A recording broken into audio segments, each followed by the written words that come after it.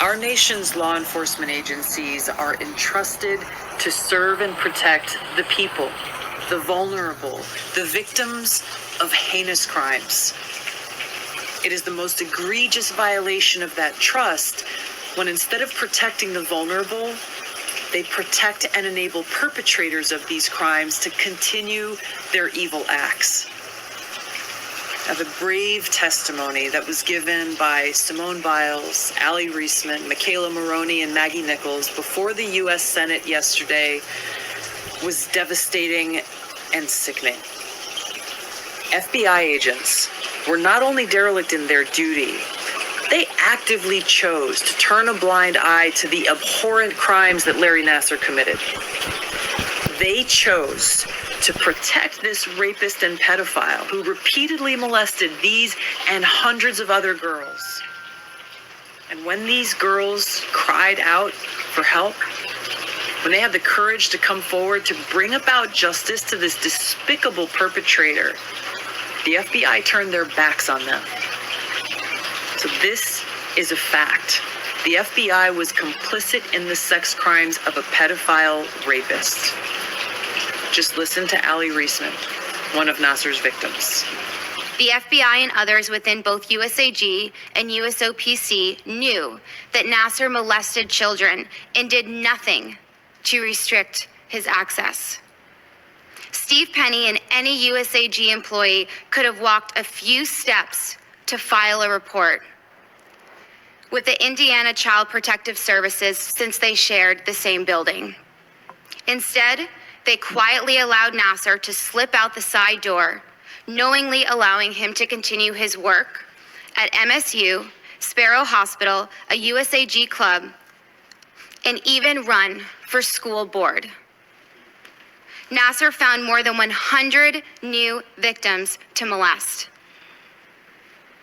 It was like serving innocent children up to a pedophile on a silver platter. So why aren't these FBI agents being prosecuted for their role in enabling Nassar to continue to rape and molest hundreds of girls? Why aren't they in jail? Why aren't they being held accountable?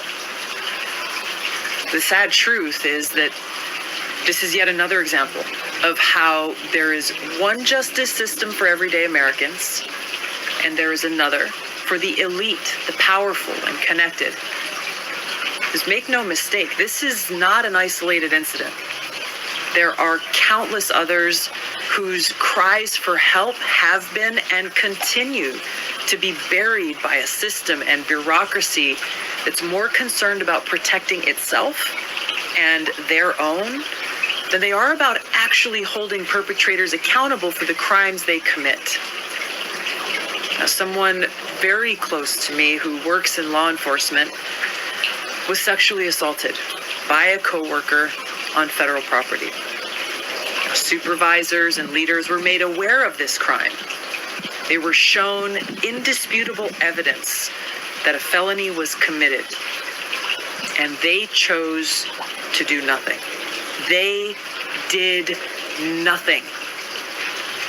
The perpetrator of this crime was never brought to justice. In order for our society to function under the rule of law, we the people must have faith that this justice system works, that it treats everyone equally. Unfortunately, that's not the reality in this country today. Our justice system is broken, and it must be fixed so that we the people can truly have faith that no one is above the law, not law enforcement, not the politicians, not the rich or the powerful or connected. They should be held to the same standard as every other American. These FBI agents should be prosecuted and imprisoned for the crimes that they committed.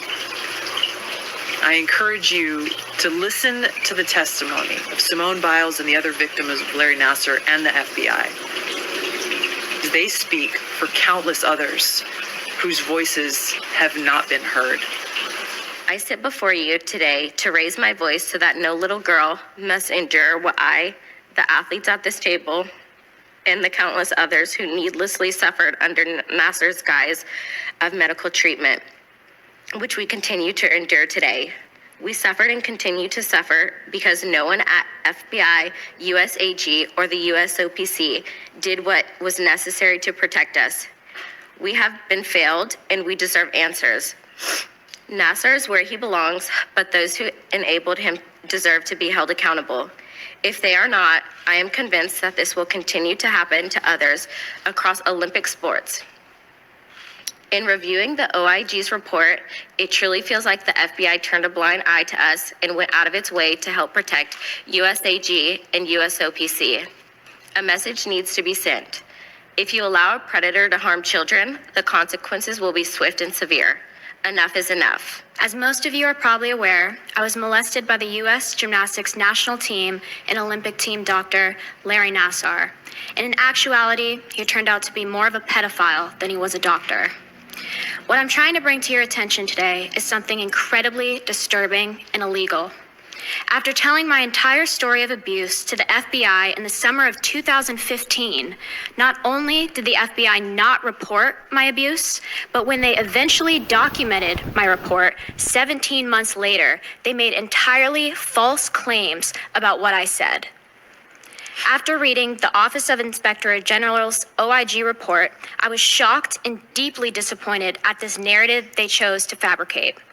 They chose to lie about what I said and protect a serial child molester rather than protect not only me, but countless others. I reported my abuse to USA Gymnastics over 6 years ago, and still, my family and I received few answers and have even more questions about how this was allowed to occur and why dozens of other little girls and women at Michigan State had to be abused after I reported. In sacrificing my childhood for the chance to compete for the United States, I am haunted by the fact that even after I reported my abuse, so many women and girls had to suffer at the hands of Larry Nassar. USA Gymnastics and the United States Olympic and Paralympic Committee and the FBI have all betrayed me and those who were abused by Larry Nassar after I reported. The cover-up of my abuse and the FBI's failure to interview me for more than a year after my complaint are well documented in the OIG report. After I reported my abuse to USA Gymnastics, my family and I were told by their former president, Steve Penny, to keep quiet and not say anything that could hurt the FBI investigation. We now know there was no real FBI investigation occurring. While my complaints with the FBI, Larry Nassar continued to abuse women and girls. During this time, the FBI issued no search warrants and made no arrests. In 2015, it was known that at least 6 national team athletes had been abused by Nassar. There was even one of the athletes that was abused on film. Given our abuser's unfettered access to children, stopping him should have been a priority. Instead, the following occurred. The FBI failed to interview pertinent parties in a timely manner. It took over 14 months for the FBI to contact me, despite my many requests to be interviewed by them. The records established that Steve Penny, FBI agent Jay Abbott, and their subordinates worked to conceal Nassar's crimes. Steve Penny arranged with the FBI to conduct my interview at the Olympic Training Center, where I was under the control and observation of USA Gymnastics and the United States Olympic and Paralympic Committee. The day of my interview, Steve Penny flew to the Olympic Training Center, and he made sure I was aware he was there.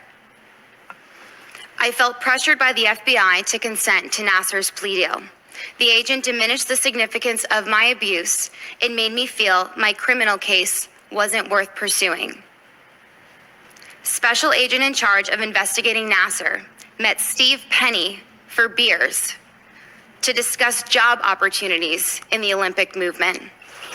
And we are thankful that the Senate gave these victims the opportunity to share their heartbreaking stories of abuse. But they need to do more. They need to use their power and position to ensure that those complicit in these crimes are brought to justice.